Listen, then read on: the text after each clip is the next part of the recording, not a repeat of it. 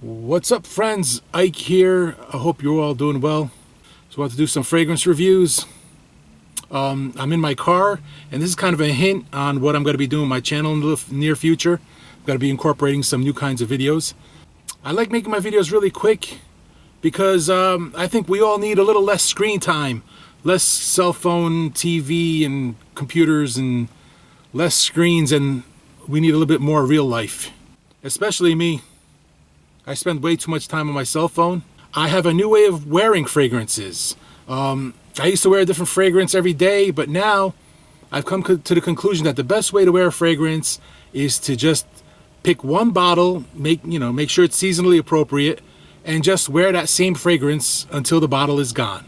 It takes me about a month to get rid of a 100 milliliter bottle, and that's like I overspray and I use it pretty extensively.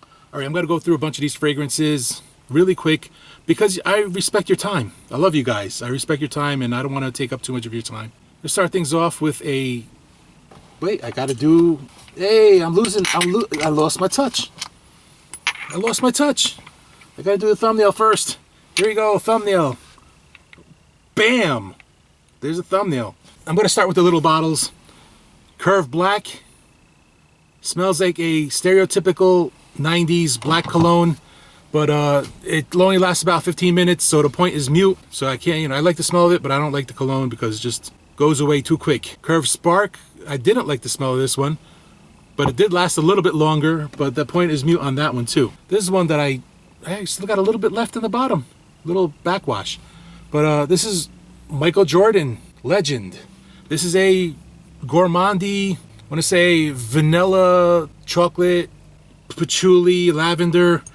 I surprisingly liked this one when I wore it. I didn't think I was gonna like it because it's not generally my style of cologne. It's sweet, but it's not it's not a really syrupy sweet. It's a dry sweet. It reminds me, the vanilla reminds me of those air fresheners they used to have back in the days. Those the tree air fresheners. There was a really popular scent from the early 80s, from the late 80s and early 90s called Vanilla Rama. The thing about this fragrance is as it dries down, it actually gets fresher. It gets more fougere-like because the patchouli starts popping out and there's like a lavender note in there that pops out, and it becomes more masculine and more fougere as it dries down. So I actually enjoyed wearing that cologne. And I actually enjoyed wearing all these colognes, and I got a lot of compliments and no complaints. I guess that's more important. The next one is Cuba Black. This smells a lot like Azara Pour Homme, so it's like an old school powerhouse scent, but it's not as powerhouse, not as strong as those scents. But it's a very mossy barbershop scent. This is very underrated. Halston Z14. This is a Hall of Fame cologne. Very underrated, which is a good thing. Keeps the prices down. It starts out like an atomic fireball. Bam!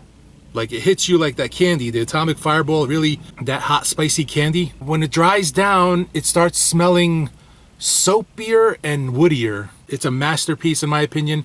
Very wearable, and one of the ones I enjoy a lot actually. Next up we have Preferred Stock. I call this the dirty Drakkar. It smells like Drakkar. You know the Drakkar, the old 80s barbershop style fragrance? I call that dirty Drakkar because it's like Drakkar, but it's got a little bit of an animalic note. This one is Metal Jeans by Toran, Beverly Hills 90210. I bought this years ago. I never got around to really wearing it, but I went through a whole bottle in less than a month. And it's a Fahrenheit clone, but it's definitely got that DNA. It's probably like 85% there. It smells like you're a diesel mechanic carrying a bouquet of flowers, basically. That's what Fahrenheit smells like. This is a very good dupe of it. This Beverly Hills one is probably really rare by now. I don't know. But it was very cheap. I think it was like 10 bucks, 11 bucks. I bought it 4 years ago. Well, this is the one I'm working on now. I'm only at the halfway point. This is a Passion by Elizabeth Taylor. It reminds me a lot of Obsession by Calvin Klein. It's like an amber-based fragrance with some spices, some cinnamon, a little civet animalicness to it. But I'm a big fan of Obsession, so I'm a fan of this one. I mean, this one is similar. I would say like 60% Obsession DNA, but it's more powdery. Obsession's barbershop-like. This is more barbershop-like because it's even more powdery. So I want to call it like Obsession Sport is like my nickname for it. And there's a couple in the summer that I wore. I don't have the bottles of them. I threw the bottles away. Like I had English Laundry Riviera. English Laundry Riviera is a scent that's inspired by YSL L'Homme. You could tell when you smell it. And it's, very good. I had very good experience with it. Very similar. It got that nice ginger note, fresh, good for the warm weather, summertime. Also, what else did I wear in the summer? Gladiator, the Belcam Gladiator. I went through a whole bottle of Gladiator, which is an Invictus cologne. It's very similar to Invictus by Paco Rabanne. It took a little getting used to. I don't really like the scent, but it was very appreciated by people around me. It's a very long-lasting, potent smell that's good for warm weather. And I also went through a bottle of Cambridge Nights by English Laundry. And that is also, it's similar to Invictus. They say it's more like Invictus Aqua. It smelled a little more animalic. That was the hardest to wear. It was very cloying, but I had no complaints from people around me. And you can't really spray that heavy because that would just literally, it just lasts and the performance is like beast mode on it. And yeah, so that's my way of wearing cologne now. I got a bunch of them that these are kind of like exit reviews. As I'm throwing the bottles away, I want to review them. I also have another cologne that I went through. It was called a Cuba Wild Heart, which is a Millicent Imperial clone. Weak performance, but it smells really good. Millicent Imperial is a wonderful scent. It's very, it's an aquatic, salty aquatic scent. Really wonderful for the summertime. The way I wear the colognes now is I keep a bottle of cologne in the car. Everything in my life kind of revolves around my car, whether I'm going to a gig or whether I'm going to work, if I'm going out.